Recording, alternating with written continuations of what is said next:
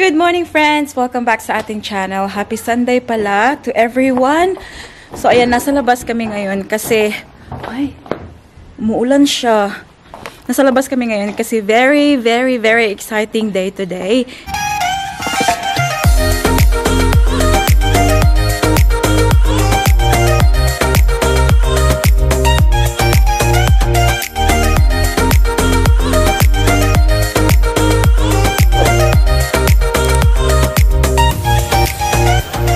So today ay i-rotate na namin yung car seat ni Paris. Kasi dito kasi sa Australia, pag baby pa talaga yung baby. Baby pa talaga yung baby. Yung car seat ay dapat naka-face siya sa likuran. Kasi tumatangkad na ang ating baby girl and yung paa niya is parang nabibend na ba yung paa niya. Very limited na lang yung space para sa paa niya. So we decided na i-rotate na namin siya. Hindi namin pwedeng gawin na kami-kami lang. So we have to pay someone na yung parang professional ba, yung technician talaga na gagawa. Kasi that's for the safety of the baby. So, yun, nag-book kami sa Baby Bunting kasi doon namin binili yung car seat ni Paris. Hala, nagabala pa yung buwang. And, ayan ang ating bata. What's that, Nak? There's the airplane. It's shush. What are you doing? Monkey jumping on the bed. Oh, bump the head. Oh no! My sorry, doctor said. Doctor said? Hello? No. Monkey jump my bed. Good job! Well done! Go get in the car now, go. Come on. Monkey. Come on now. My bed. Here. Do you want to say good afternoon, everyone? I sing the monkey. A 5 little monkey. Hindi pa siya maka-get over sa kanyang 5 little monkey. Uy, anak, say hi sa anak. Papa. Yum. Come on na. Sulod na sakyanan ka. So, yung gagawin namin pala ngayon, before kami pupunta dun sa Baby Bunting, magka-car wash muna kami kasi yung sasakyan namin is very filthy na at the moment. Sobrang alikabok na talaga niya. So, iwawash muna namin siya, tapos linisan namin sa loob, yung car seat niya, para malinis pag i-change mamaya. So, yeah, we're going now, guys. We'll see you again soon. So, ayan, guys. Nandito na kami sa car wash. Dito yung malapit sa amin. Buti na lang, nag-accept sila ng card dito. Wala pa naman kaming cash. Ayan. Magkano ba sila dito, be?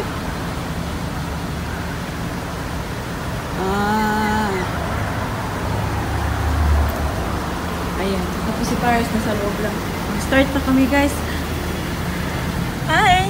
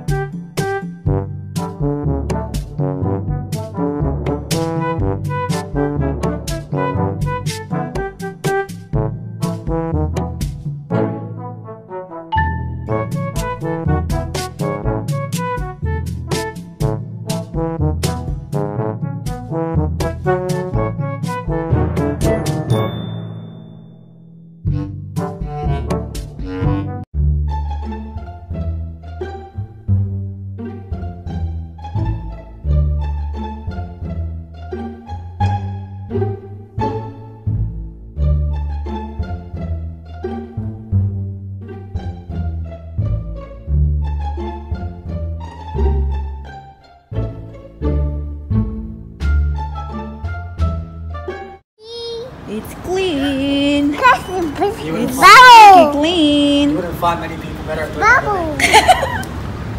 Take Paris so I can drive it off. Kasi sobrang dusty sa loob man. And yan pwedeng card, so it's good. Nalinis na namin. And ito yung sinasabi ko, Yes, close the door. Ito yung car seat ni Paris. Ayan yun. So, nakatalikod siya, diba? This one here, tingnan niyo yung paa niya, oh. Napipiko na siya. Kaya, she needs a space para sa paa niya. Kaya, later on, pag na-change na to, doon na sa harap siya. Dito na ilalagay yan sa middle. Tapos, doon na siya, makikita na niya yung daan. So, it's very, very exciting. Diba, honey? Are you excited, anak? Are you excited, ang baby?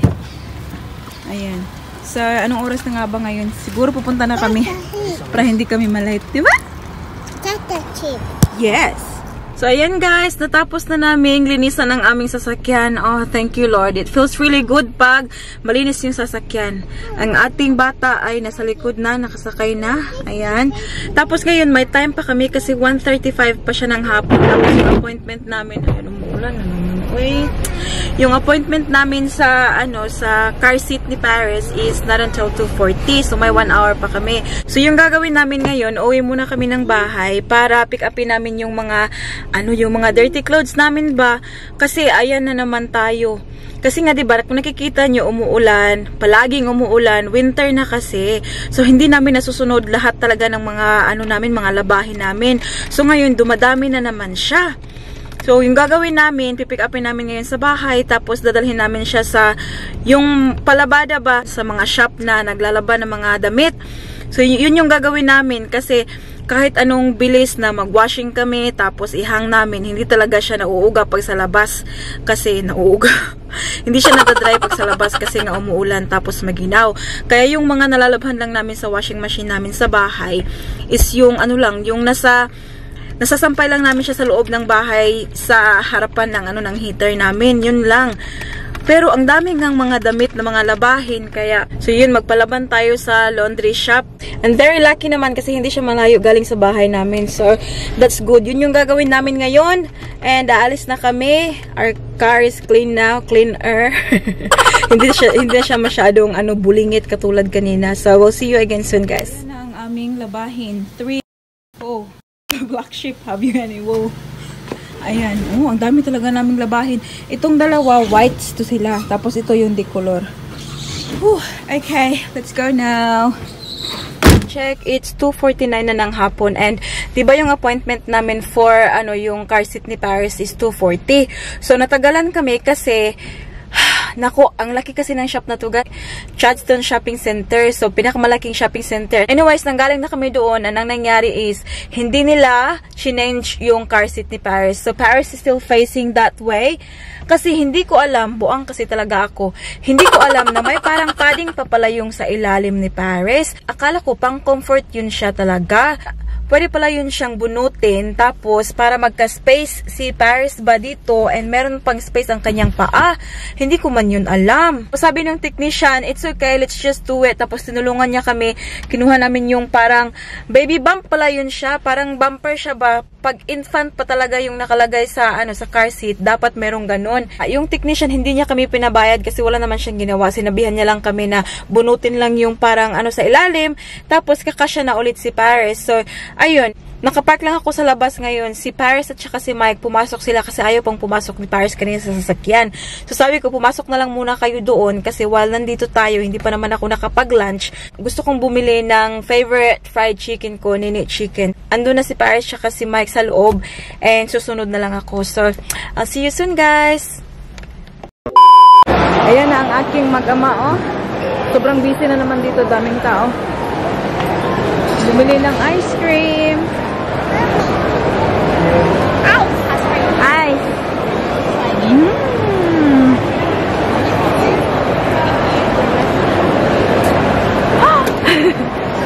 Getting an ice cream? Good girl.